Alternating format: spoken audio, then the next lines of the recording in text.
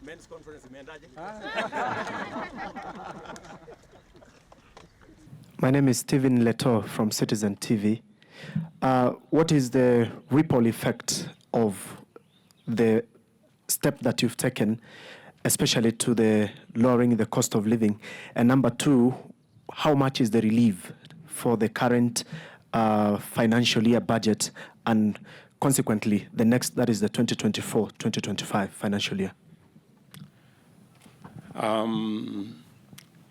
The strategy we have put in place over the last 1 year has seen the cost of living come down, whether you talk about the cost of food, whether you talk about inflation. And what we have done with the management of the debt situation in the country has done a couple of things. Enhance liquidity in the market, and we are now going to see an easing of interest rates and less appetite by the government to borrow in the domestic market, and therefore allow more enterprises and the private sector to access resources to spur economic activity in the country and use the private sector to drive as economic drivers of our economy.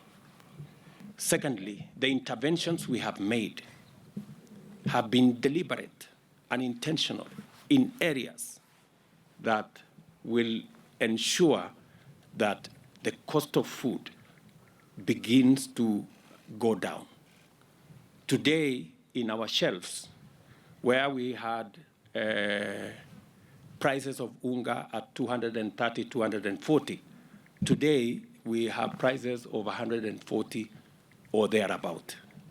A whole 100 shillings difference. There are ripple effects in all the other food items. We have also made the deliberate intention to deal with imports. Today, we import 500 billion every year of food items in the country, from sugar to wheat to rice to maize to edible oils.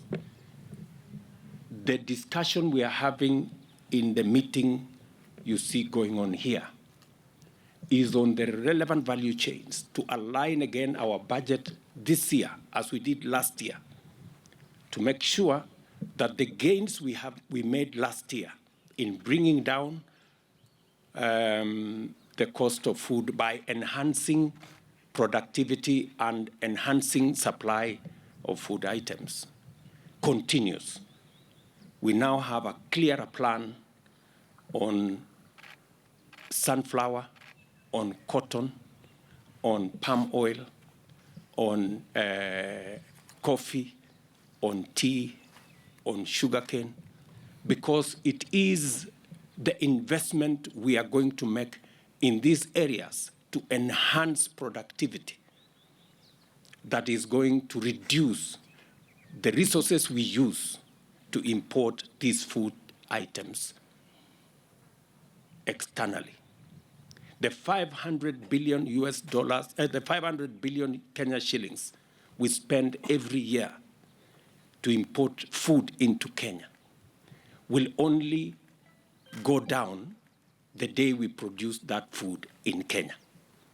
That is the step we are making, and we have made a commitment as a government that we want to reduce imports by 50% in the next 5 years, and by 100% in 10 years, so that in 10 years, we will not be importing edible oil, we will not be importing sugar, we will not be importing maize or all the other food items. And if we are, we will be having a commensurate export of all the other products to cover up for any deficits in our foreign exchange. So we are having a whole of government approach in tackling the challenges that face our country. And it is that collective effort that you see us spend 3 days here to align our legislature so that they understand why we will be going to them with a certain budget structured in a certain way, because we have goals that we need to achieve, both as a government, but as a country as well. One more. George Kieru from NTV, just a quick one. Kenya has received tenders worth 1.43 billion. Are you going to use all this amount for the buyback? I have already told you that the amount we actually received as people who are interested in our Eurobond is not 1.4. It is actually $6 billion, $6.2 billion. But we chose to take $1.5 billion because that is the amount that we need at the moment to plug in and to reduce the exposure that we have as a country. It is our commitment that we are going to be prudent in any borrowing that we engage in as a government. And our overall strategy is to reduce our debt stock, enhance our local revenue raising measures, and to reduce our expenditure so that we live within our means. Thank you very much. Yesterday marked a significant financial milestone for Kenya as we successfully settled the buyback of a substantial part of the US $2 billion 2014 Eurobonds that were scheduled to mature on the 24th of June 2024 by paying US $1.5 billion raised on 12th February 2024. The successful execution of both the buyback and the new bond issue demonstrates strong investor confidence in Kenya through the international capital markets and a vote of confidence in the government's overall economic management, particularly our public debt management strategy.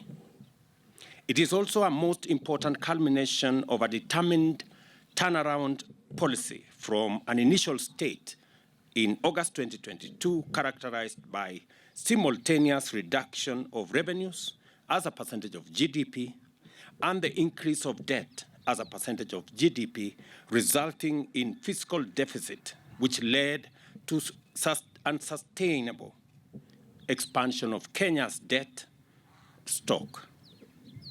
External factors such as adverse development in the international monetary system and the disruptions in the supply chains further compounded the situation, resulting in a steady weakening of the Kenya shilling.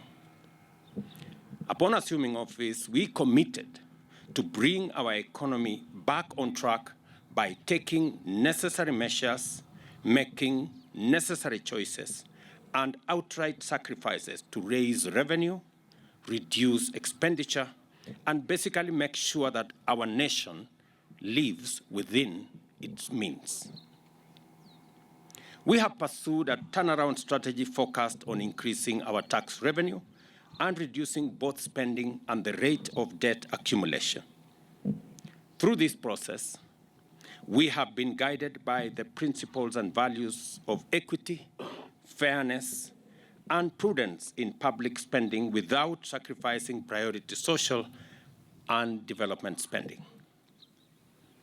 In the interest of sound debt management, we have implemented a combination of strategies, including the diversification of financing sources, smoothening the maturity profiles, and proactively managing our debt liabilities in general, maintaining a low cost of debt and ensuring that debt is sustainable at all times.